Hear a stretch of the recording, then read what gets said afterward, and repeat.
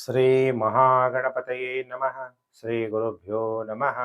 ಹರಿ ಓಂ. ಓಂ ನಮಃ ಶಿವಾಯ. ಗುರು ಬ್ರಹ್ಮ ಗುರು ವಿಷ್ಣು ಗುರುದೇವೋ ಮಹೇಶ್ವರ. ಗುರು ಸಾಕ್ಷಾತ್ ಪರಬ್ರಹ್ಮ ತಸ್ಮೈ ಶ್ರೀ ಗುರುವೇ ನಮಃ. ಓಂ ಶ್ರೀ ಗುರುಭ್ಯೋ ನಮಃ. ಪರಮ ಗುರುಭ್ಯೋ ನಮಃ. ಪರಮೇಷ್ಠಿ ಗುರುಭ್ಯೋ ನಮಃ. ಪ್ರಿಯ ವೀಕ್ಷಕರೇ, ಮಕರ ರಾಶಿಗೆ ಗುರು ಬಲ ಆರಂಭ ಅಂದ್ರೆ ಇಷ್ಟು ದಿವಸ ನೀವು ಕೇಳ್ತಾ ಇದ್ರಿ, ಗುರುಜಿ ನಂದು ಮಕರ ರಾಶಿ, ನನಗೆ ಯಾವಾಗ ಒಳ್ಳೆ ಟೈಮ್ ಸ್ಟಾರ್ಟ್ ಆಗುತ್ತೆ? 1 ಜೂನ್ 2026 ದೈವ ಗ್ರಹ, ನವಗ್ರಹಗಳಲ್ಲಿ ಅತ್ಯಂತ ಶುಭ ಗ್ರಹನಾದಂಥ ದೈವ ಗ್ರಹ ಗುರು ನಿಮ್ಮ ಜನ್ಮ ರಾಶಿಯನ್ನ ನೋಡಿ ಸಪ್ತಮ ಭಾವಕ್ಕೆ ಸಂಚಾರ ಆಗ್ತಾನೆ. ಈಗ ಅತಿಚಾರಿ ಗುರು ಬಹಳ ಫಾಸ್ಟ್ ಆಗಿ ಮೂವ್ ಆಗ್ತಿರೋದ್ರಿಂದ 1 ಜೂನ್ 2026 ಗುರು ಏನ್ ಮಾಡ್ತಾನೆ, ಮಿಥುನ ರಾಶಿಯಿಂದ ಕರ್ಕಾಟಕ ರಾಶಿಗೆ ಸಂಚಾರ ಆಗ್ತಾನೆ. ಗುರು ಸಂಚಾರ ಆಗೋದ್ರಿಂದ ಮಕರ ರಾಶಿಯವರಿಗೆ ಗುರುಬಲ ಆರಂಭ ಆಗುತ್ತೆ. ಒಳ್ಳೆ ಟೈಮ್ ಅನ್ನೋದು ಸ್ಟಾರ್ಟ್ ಆಗುತ್ತೆ. ಗುರುಬಲ ನಾವ್ ಯಾಕೆ ನೋಡ್ತೀವಿ? ವಿವಾಹ ಆಗುತ್ತಾ ಗುರುಜಿ, ವಿವಾಹನೇ ಆಗ್ತಾ ಇಲ್ಲ ಅನ್ನೋಂಥವ್ರಿಗೆ ವಿವಾಹ ಆಗುತ್ತೆ. ಒಳ್ಳೆ ಟೈಮ್ ಬಂದಾಗ ನೀವೇನಾಗಿರ್ಬೇಕು? ಎಚ್ಚರವಾಗಿರ್ಬೇಕು. ಆ ಸಮಯವನ್ನ ನೀವೇನ್ ಮಾಡ್ಬೇಕು? ಉಪಯೋಗ ಮಾಡ್ಕೋಬೇಕು. ಕೆಲವರು ಉಪಯೋಗ ಮಾಡ್ಕೊಳ್ಳಲ್ಲ ಪಾಪ. ಒಳ್ಳೆ ಟೈಮ್ ಬಂದಿರುತ್ತೆ, ಮದುವೆ ಆಗಕ್ಕೆ ತುಂಬಾ ಕೇಳ್ತಾ ಇರ್ತಾರೆ, ನಿಮ್ ಹುಡ್ಗಿನ್ ಕೊಡಿ, ನಿಮ್ ಹುಡ್ಗಿನ್ ಕೊಡಿ, ವಧು ಚೆನ್ನಾಗಿದೆ ಚೆನ್ನಾಗಿದೆ, ಕೊಡಲ್ಲ, ಆಗಲ್ಲ. ಕೆಲವರು ಟೈಮ್ ಬಂದಾಗ ಮದುವೆ ಆಗ್ಬಿಟ್ರೆ ಸುಖವಾಗಿರ್ತಾರೆ. ಇಬ್ರು ಜಾತಕಗಳನ್ನ ತೋರಿಸ್ಬೇಕು ಆ ಟೈಮಲ್ಲಿ.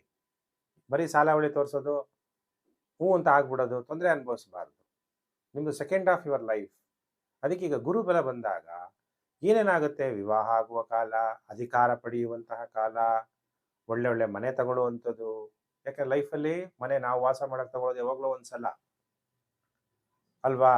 ರಿಟೈಲ್ ವ್ಯಾಪಾರಗಳಾಗದೇ ಇರೋರಿಗೆ ಒಳ್ಳೆ ವ್ಯಾಪಾರ ಆಗುತ್ತೆ. ಪ್ರಿಯ ವೀಕ್ಷಕರೇ, ನನ್ನ ಚಾನಲ್ ನೀವು ಹೊಸಬರಾಗಿದ್ದರೆ ಸಬ್ಸ್ಕ್ರೈಬ್ ಮಾಡಿಕೊಂಡು ನೋಟಿಫಿಕೇಶನ್ ಬೆಲ್ ಆಲ್ ಅನ್ನೋದು ಒತ್ತಿ. ಆಗ ನಾನು ಮುಂದೆ ಹಾಕುವ ಲೇಟೆಸ್ಟ್ ವಿಡಿಯೋ ನಿಮಗೆ ಬೇಗ ಬಂದು ತಲುಪುತ್ತೆ.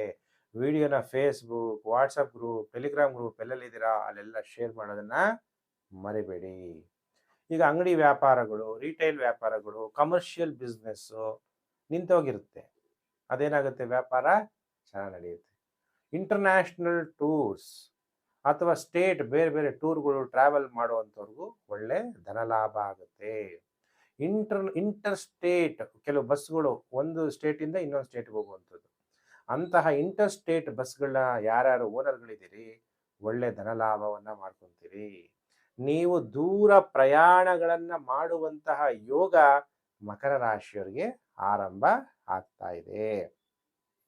ಮಕರ ರಾಶಿ ಜಾತಕರಿಗೆ ಗುರು ಎಷ್ಟನೇ ಮನೆ ಅಧಿಪತಿ? ವ್ಯಯಾಧಿಪತಿ ಮತ್ತು ತೃತೀಯಾಧಿಪತಿಯಾಗಿ ಸಪ್ತಮ ಭಾವದಲ್ಲಿ ಸಂಚಾರ. ಎಷ್ಟನೇ ತಾರೀಕುವರೆಗೂ ಇವೆಲ್ಲ ಯೋಗ? 31/10/2026. ಗುರುಜಿ ನಮ್ಮ ಮಕರ ರಾಶಿ ನಮ್ಮ ಹಣೆ ಬರನೇ ಇಷ್ಟು ಅನ್ಕೊಂಡ್ರೆ ಅದು ನೀವು ನೆಗೆಟಿವ್ ಥಿಂಕಿಂಗ್ ಅಷ್ಟೇ. ಯಾಕಂದ್ರೆ ನಿಮ್ಮ ಜಾತಕ ತೋರಿಸಲ್ಲ, ಗುರುವಿನ ಪರಿಸ್ಥಿತಿ ಜಾತಕದಲ್ಲಿ ಹೆಂಗಿದೆ ಅಂತ ನೀವು ತೋರಿಸಲ್ಲ, ಅದನ್ನ ಅನುಭವಿಸ್ತಾ ಹೋಗ್ತೀರಿ ಅಲ್ವಾ? ಒಳ್ಳೆ ಟೈಮ್ ಬಂದಾಗ ಉಪಯೋಗ ಮಾಡ್ಕೊಳ್ಳಲ್ಲ. ಅದು ಕೂಡ ಏನಾಗುತ್ತೆ? ಅದು ದಡ್ಡತನ. ಅದೃಷ್ಟ ಬಂದಾಗ ಮನೆ ಬಾಗಿಲಿಗೆ ಬಂದು ಮಹಾಲಕ್ಷ್ಮಿ ಬಂದು ನಿಂತಾಗ ನಾವು ಬಾಗ್ಲೇ ತೆಗಿಲಿಲ್ಲ ಅಂದ್ರೆ ಏನ್ ಪ್ರಯೋಜನ? ಹಾಗೆ ಗುರು ನಿಮ್ಮ ಜನ್ಮ ರಾಶಿಯನ್ನ ನೋಡ್ತಾ ಇರ್ಬೇಕಾದ್ರೆ ನೀವು ಜಾತಕನೇ ತೋರಿಸಿ ಪರಿಹಾರನೇ ಮಾಡ್ಕೊಳ್ದೇ ಇದ್ರೆ ಏನು ಪ್ರಯೋಜನ? ಗುರು ನಿಮ್ಗೇನೋ ಅಫೆಕ್ಟ್ ಏನು ಚೆನ್ನಾಗಿರಲ್ಲ, ಗುರು ನೀಚನಾಗಿರ್ತಾನೋ ಅಥವಾ ಏನಾಗಿರ್ತಾನೋ ನನಗೆ ಗೊತ್ತಿಲ್ಲ, ಬಿಂದುಗಳು ಸರಿಯಾಗಿ ಕೊಟ್ಟಿರಲ್ಲ, ಅದನ್ನ ಪರಿಹಾರ ಮಾಡ್ಕೊಂಡೇ ಇದ್ದಾಗ ಏನು ಪ್ರಯೋಜನ? ಪ್ರಿಯ ವೀಕ್ಷಕರೇ, ಹಾಗೆ ಗುರು ನೇರವಾಗಿ ನಿಮ್ಮ ಜನ್ಮ ರಾಶಿಯನ್ನ ನೋಡ್ತಾ ಇದ್ದಾನೆ. ಈಗ ನಿಮಗೆ ಮನೋಬಲ ಪ್ರಾಪ್ತಿಯಾಗುತ್ತೆ. ಸಪ್ತಮಾಧಿಪತಿ ಚಂದ್ರ, ಆ ಚಂದ್ರನ ಮನೆಯಲ್ಲಿ ಗುರು, ಮಕರ ರಾಶಿಯಲ್ಲಿ ಗುರು ನೀಚ ಆಗ್ತಾನೆ, ಆದ್ರೆ ಚಂದ್ರನ ಮನೆಯಾದಂಥ ಕರ್ಕಾಟಕ ರಾಶಿಯಲ್ಲಿ ಗುರು ಉಚ್ಚನಾಗ್ತಾನೆ. ವಿವಾಹ ಜೀವನದಲ್ಲಿ ಕೆಲವು ತೊಂದರೆಗಳಾಗಿರುತ್ತೆ. ಗುರುಜಿ ಕೋರ್ಟ್ ಕೇಸ್ ನಡೀತಾ ಇದೆ, ಸಾಲ್ವ್ ಆಗುತ್ತೆ. ಯಾರು ದೊಡ್ಡವರು ಮೀಡಿಯೇಷನ್ ನಡೆಯುತ್ತೆ ಕೋರ್ಟ್ಗಳಲ್ಲಿ, ಅಲ್ಲಿ ಹೋಗಿ ಒಬ್ರಿಗೊಬ್ರು ಏನೇನು ತಪ್ಪು, ನೀನು ಇದು ಮಾಡಿದೆ, ನಾನು ಆ ತಪ್ಪು ಮಾಡಿದೆ, ನೀನು ನನಗೆ ಆ ಗೌರವ ಕೊಡಲಿಲ್ಲ, ಈ ಗೌರವ ಕೊಡಲಿಲ್ಲ, ಅವು ಮತ್ತೆ ಅದನ್ನು ರಾಜಿ ಮಾಡಿ ಕಳಿಸ್ತಾ ಇರ್ತಾರೆ. ಪೊಲೀಸ್ ಸ್ಟೇಷನ್ಗೆ ಹೋದರೆ ಪೊಲೀಸ್ ಅಧಿಕಾರಿಗಳು ಕೂಡ ಒಳ್ಳೊಳ್ಳೆ, ಕರ್ನಾಟಕದಲ್ಲಿ ಒಳ್ಳೊಳ್ಳೆ ಪೊಲೀಸ್ ಅಧಿಕಾರಿಗಳಿದ್ದಾರೆ, ಅವರು ಕೂಡ ಎಲ್ಲರೂ ಭ್ರಷ್ಟರಲ್ಲ, ಕೆಲವು ಒಳ್ಳೆ ಅಧಿಕಾರಿಗಳು ನಿಮ್ಮನ್ನು ಕೂಡಿಸಿ ಸಂಸಾರ ಜೀವನ ಚೆನ್ನಾಗಿ ಮಾಡ್ಕೊಂಡು ಹೋಗಿ ಅಂತ ಹೇಳುವಂಥ ಅಧಿಕಾರಿಗಳು ಕೂಡ ಇದ್ದಾರೆ. ರಾಜಕಾರಣಿಗಳು ಒಳ್ಳೆಯವರಿದ್ದಾರೆ, ಎಲ್ಲರೂ ಕೆಟ್ಟವರು ಅಂತಲ್ಲ. ಎಲ್ಲ ಕೆಟ್ಟವರಾಗಿದ್ರೆ ಪ್ರಪಂಚದಲ್ಲಿ ಇಲ್ಲಿ ಸುಖ ಶಾಂತಿ ಇಷ್ಟು ಇರ್ತಿರ್ಲಿಲ್ಲ, ಮಳೆ ಬೆಳೆನೂ ಆಗ್ತಿರ್ಲಿಲ್ಲ. ಕೆಲವರಲ್ಲಿ ಕೆಲವರು ಮಾತ್ರ ಒಳ್ಳೆ ಜನ ಇದ್ದಾರೆ. ಅಂತಹ ಜನಗಳಿಂದ ಸಂಸಾರ ಜೀವನವನ್ನು ಕೂಡ ಸರಿ ಮಾಡ್ಕೊಳ್ಳಿ. ಎಷ್ಟು ದಿವಸ ಅಂತ ಕಲಹ, ಕೋರ್ಟು ಕಚೇರಿ, ಮೇಂಟೆನೆನ್ಸು, ಯಾರು ನೋಡ್ಕೊಂತಾರೆ? ಆ ತಾಯಿ ತಂದೆ ಎಷ್ಟು ದಿವಸ ನಿಮ್ಮನ್ನು ಗೌರವ ಕೊಡ್ತಾರೆ? ಬೇರೆ ಕಟ್ಕೊಂಡಿರೋ ಗಂಡನೇ ನಿಮ್ಮನ್ನು ನೋಡ್ಕೊಂಡಿದ್ದಾಗ ಬೇರೆಯವ್ರು ಎಷ್ಟು ದಿವಸ ನಿಮ್ಮ ಜೊತೆಗಿರ್ತಾರೆ ಅಲ್ವಾ? ಹೆಂಡತಿ ಆಗಿರ್ಬೋದು, ಗಂಡ ಆಗಿರ್ಬೋದು, ಒಬ್ರಿಗೊಬ್ರು ಅನೋನ್ಯತೆ ಅನ್ನೋದು ಹೆಚ್ಚಾಗುತ್ತೆ. ಕೇಸ್ಗಳನ್ನು ವಾಪಸ್ ತಗೊಂತೀರಾ, ಚೆನ್ನಾಗಿ ಜೀವನ ಮಾಡೋಕ್ಕೆ ಎಷ್ಟೋ ನಿಮಗೆ ದಾರಿಗಳನ್ನು ಗುರು ತೋರಿಸ್ತಾನೆ. ಅಂತಹ ಶುಭ ಕಾಲ ಮಕರ ರಾಶಿಯವರಿಗೆ ಆರಂಭ ಆಗ್ತಾ ಇದೆ. ಕೇಳ್ತಾ ಇದ್ರಲ್ಲ, ಗುರುಜಿ ನನಗೆ ಯಾವಾಗ ಒಳ್ಳೇದಾಗುತ್ತೆ, ಯಾವಾಗ ಒಳ್ಳೇದಾಗುತ್ತೆ ಹೇಳಿ ಅಂತಿದ್ರಿ. ಗುರು ಅಂದ್ರೆ ಏನು? ದೈವಗ್ರಹ, ಧನಕಾರಕ, ಉತ್ತಮವಾದ ಆರೋಗ್ಯ ಪ್ರಾಪ್ತಿಯಾಗುತ್ತೆ, ಉಲ್ಲಾಸವಾಗಿರ್ತೀರಿ, ಉತ್ತಮವಾದ ಆಹಾರ, ಅನ್ನಹೀ ಪೂರ್ಣ ಬ್ರಹ್ಮ ಅಂತೀವಿ. ಒಳ್ಳೆ ಊಟ ಮಾಡುವಂತಹ ಯೋಗ ಮಕರ ರಾಶಿ ಜಾತಕರಿಗೆ ಉಂಟಾಗುತ್ತೆ. ಐಶ್ವರ್ಯ ಪ್ರಾಪ್ತಿಯಾಗುತ್ತೆ. ಪುರುಷ ಜಾತಕರಾಗಿದ್ರೆ ಸಂತೋಷವನ್ನ ಸ್ತ್ರೀಯಿಂದ ನೀವು ಪಡಿತೀರಿ. ನೀವು ಸ್ತ್ರೀ ಜಾತಕರಾಗಿದ್ರೆ ನಿಮ್ಮ ಸಂತೋಷ ಸುಖವನ್ನ ಪುರುಷ ಜಾತಕರಿಂದ ಪಡಿತೀರಿ. ವಿದ್ಯಾರ್ಥಿಗಳು ವಿದ್ಯೆಯಲ್ಲಿ ಯಶಸ್ಸನ್ನ ಸಾಧಿಸ್ತೀರಿ. ಮಕರ ರಾಶಿ ಜಾತಕರಿಗೆ ಗುರು 3ನೇ ಮನೆ ಅಧಿಪತಿಯಾಗಿರೋದ್ರಿಂದ ಉತ್ತಮವಾದಂತಹ ನೆರೆಹೊರೆ ನಿಮಗೆ ಪ್ರಾಪ್ತಿಯಾಗುತ್ತೆ. ಗುರು 3ನೇ ಮನೆ ಅಂದಾಗ ಧೈರ್ಯಾಧಿಪತಿಯಾಗಿ ಧೈರ್ಯದಿಂದ ನೀವು ಮುನ್ನುಗ್ಗಿದ್ರೆ ರಿಟೇಲ್ ವ್ಯಾಪಾರ ಚೆನ್ನಾಗಾಗುತ್ತೆ. ವಿವಾಹಕ್ಕೆ ಒಂದು ನಂಬಿಕೆ ಇಟ್ಟಾಗ ಒಳ್ಳೆ ವಧು ವರನನ್ನ ವಿವಾಹ ಆಗಿ ಸುಖವಾದ ಜೀವನವನ್ನು ನಡೆಸ್ತೀರಿ. ಚಿಕ್ಕ ಸಹೋದರರಿದ್ರೆ ಅವರಿಂದ ನಿಮಗೆ ಅನುಕೂಲಗಳಾಗುವಂಥದ್ದು. ಯಾರ್ಯಾರು ಕಮ್ಯುನಿಕೇಷನ್ ಇಂಡಸ್ಟ್ರಿಗಳಲ್ಲಿ ಕೆಲಸ ಮಾಡ್ತಾ ಇದ್ದೀರಿ, ಅಂದರೆ ಟೆಲಿಫೋನ್ ಇರ್ಬೋದು, ಪೋಸ್ಟಲ್ ಇರ್ಬೋದು, ಕೊರಿಯರ್ ಇಂತಹ ಕಡೆ ಕೆಲಸಗಳು, ಅಥವಾ ಟೆಲಿಕಾಲಿಂಗ್ ಕೆಲಸಗಳು, ಸಾಫ್ಟ್ವೇರ್ ಕೆಲಸಗಳಿಗೆಲ್ಲ ಒಳ್ಳೆಯದಾಗುತ್ತೆ.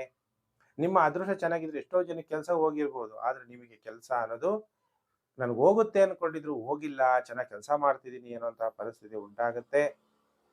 ಚಿಕ್ಕ ಚಿಕ್ಕ ಪ್ರಯಾಣಗಳನ್ನ ಮಾಡಿ ಸಂತೋಷವನ್ನ ಅನುಭವಿಸ್ತೀರಿ. ಫಿಸಿಕಲಿ ತುಂಬಾ ಚೆನ್ನಾಗಾಗ್ತೀರಿ, ಮೆಂಟಲಿ ಕೂಡ ಚೆನ್ನಾಗಾಗ್ತೀರಿ. ಮಾನಸಿಕವಾಗಿ ಶಾರೀರಿಕವಾಗಿ ಸಮೃದ್ಧಿಯಾಗಿರುವಂತಹ ಯೋಗ ಉಂಟಾಗುತ್ತೆ. ಯಾರ್ಯಾರು ಸ್ಪೋರ್ಟ್ಸ್ ಆಕ್ಟಿವಿಟಿಗಳಲ್ಲಿದ್ದೀರಿ ಅದರಲ್ಲೆಲ್ಲ ನಿಮಗೆ ಜಯ ವಿಜಯ, ಬರೀ ಸ್ಪೋರ್ಟ್ಸ್ ಅಂತಲ್ಲ, ಎಲ್ಲಾ ವಿಷಯದಲ್ಲೂ ಗೆಲುವು ಅನ್ನೋದನ್ನ ಗುರು ನಿಮಗೆ ತಂದು ಕೊಡ್ತಾನೆ. ಇಷ್ಟೆಲ್ಲಾ ಶುಭ ಫಲಗಳನ್ನ ಕೊಡುವಂತಹ ಕಾಲ ಹತ್ರ ಆಗ್ತಾ ಇದೆ. 1 ಜೂನ್ 2026.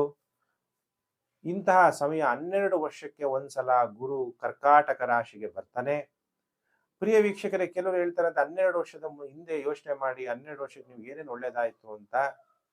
ನಾನು ಹೇಳ್ತೀನಿ, ನಿಮಗೆ ಒಂದು ವಾರದ ಮುಂಚೆ ಅಥವಾ 2 ದಿವಸದ ಮುಂಚೆ ಏನ್ ತಿಂಡಿ ತಿಂದಿದ್ರಿ, ಊಟ ಮಾಡಿದ್ರಿ ಅಂದ್ರೆ ನಿಮ್ಗೆ ಜ್ಞಾಪಕ ಇರಲ್ಲ. ಅಂಥದ್ರಲ್ಲಿ ಈಗ 12 ವರ್ಷದ ಹಿಂದೆ ಏನಾಗಿತ್ತು ಅಂತ ನಿಮ್ಗೆ ಜ್ಞಾಪಕ ಇರಲ್ಲ. ಈಗ ಗುರು 12 ವರ್ಷದ ನಂತರ ಈಗ ಕರ್ಕಾಟಕ ರಾಶಿಯಲ್ಲಿ ಸಂಚಾರ ಆಗ್ಬೇಕಾದ್ರೆ ಅನೇಕರು ಕೂಡ ವೇಟ್ ಮಾಡ್ತಾ ಇರ್ತಾರೆ. ಯಮುನಾ ನದಿ ಸ್ನಾನವನ್ನ ಮಾಡಬೇಕು, ಇದು ಒಳ್ಳೆ ಪರಿಹಾರ. ಪುಷ್ಕರಾಂಶ ಅಂತ ಒಳ್ಳೆ ಸಮಯ ಅನ್ನೋದು ಬಹಳ ಇಂಪಾರ್ಟೆಂಟ್. ಕಾಯ್ತಾ ಇರ್ತಾರೆ. ಈಗ 1ನೇ ತಾರೀಕು ಬಂದಿದ ತಕ್ಷಣ ಯಮುನಾ ನದಿಯಲ್ಲಿ ಸ್ನಾನ ಮಾಡ್ತಾರೆ. ಅದು ಬಹಳ ಪವಿತ್ರವಾದಂತಹ ನದಿ. ಪ್ರಯತ್ನ ಮಾಡ್ಬೇಕು ನೀವು. ಯಮುನಾ ನದಿ 12 ವರ್ಷಕ್ಕೊಂದ್ಸಲ ಹೋಗಿ ಯಮುನಾ ನದಿಯಲ್ಲಿ ಸ್ನಾನ ಮಾಡಕ್ಕಾಗಲ್ವಾ? ಅದು ಆಗಲ್ಲ ಅಂದ್ರೆ ನದಿ ಸ್ನಾನವನ್ನ ಮಾಡಿ, ತೀರ್ಥಕ್ಷೇತ್ರಗಳ ದರ್ಶನವನ್ನ ಮಾಡ್ತೀರಿ, ಟ್ರಾವೆಲ್ ಮಾಡ್ತೀರಿ. ಯಾರ್ಯಾರು ಟ್ರಾವೆಲ್ ಏಜೆನ್ಸಿಗಳನ್ನ ನಡೆಸ್ತಾ ಇದ್ದೀರಿ ಒಳ್ಳೆ ಲಾಭ ಆಗುತ್ತೆ. ಮಾರ್ಕೆಟಿಂಗ್ ಮಾಡ್ತಾ ಇದ್ದೀರಿ ಒಳ್ಳೆ ಲಾಭ ಆಗುತ್ತೆ.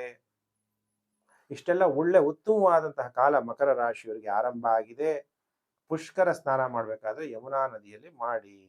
ಹಾಗಾದ್ರೆ ಮಕರ ರಾಶಿ ಜಾತಕರು ನಿಮಗೆ ಒಳ್ಳೆ ಫಲ ಪ್ರಾಪ್ತಿಯಾಗಬೇಕಾದ್ರೆ ನಿಮ್ಮ ಕುಲದೇವರನ್ನ, ಇಷ್ಟ ದೇವರನ್ನ ಭಕ್ತಿಯಿಂದ, ಪ್ರೀತಿಯಿಂದ, ಏಕಾಗ್ರತೆಯಿಂದ ನೀವು ಪೂಜೆ ಮಾಡಿ. ಇಲ್ಲ ಓಂ ಅವ್ಯಕ್ತಾಯ ನಮಃ ಅನ್ನುವಂಥ ಮಂತ್ರ ಜಪ ಮಾಡಿ ಶಿವನಿಗೆ ಕ್ಷೀರಾಭಿಷೇಕ, ಹಸುವಿನ ಹಾಲಿನಿಂದ ಕ್ಷೀರಾಭಿಷೇಕ ಮಾಡ್ತಾ ಹೋಗಿ, ಇನ್ನೂ ಒಳ್ಳೆ ಫಲ ಪ್ರಾಪ್ತಿಯಾಗುತ್ತೆ. ಪ್ರಿಯ ವೀಕ್ಷಕರೇ, ವಿಡಿಯೋನ Facebook, WhatsApp group, Telegram group ಎಲ್ಲ ಕಡೆ ನೀವು ಶೇರ್ ಮಾಡಿದ್ದಕ್ಕೆ ನಿಮಗೆಲ್ಲ ಧನ್ಯವಾದಗಳು. ನಿಮಗೆ ಪರಮಾತ್ಮ ಭಗವಂತ ಈಶ್ವರ ಒಳ್ಳೇದು ಮಾಡಲಿ. ಸಮಸ್ತ ಲೋಕೋ ಸುಖಿನೋ ಭವಂತು.